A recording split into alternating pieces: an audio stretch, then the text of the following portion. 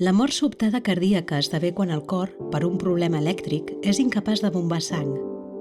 No avisa i li pot succeir a qualsevol persona, home o dona, jove o gran.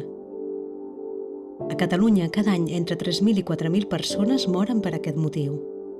Moltes es podrien haver salvat si se les hagués intervingut a temps amb un desfibrilador, una intervenció que, per la simplicitat de l'aparell, pot realitzar qualsevol persona. Malauradament, sovint no se'n disposa de cap prop del lloc dels fets. El desfibrilador dona una descàrrega elèctrica a la víctima perquè el cor recuperi el batec normal.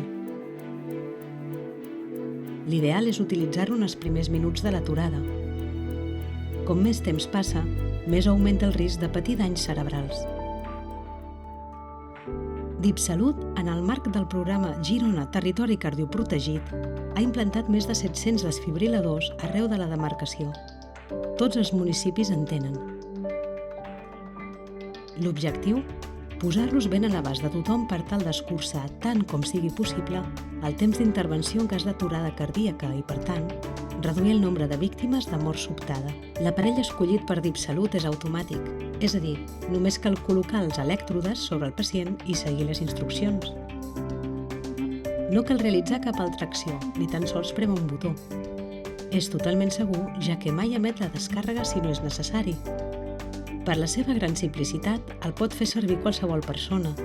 A més, dona instruccions sonores des que s'obre. S'han col·locat desfibriladors a l'espai públic, a places, carrers, façanes d'edificis. També s'han cedit aparells als cossos policials i equips de protecció civil.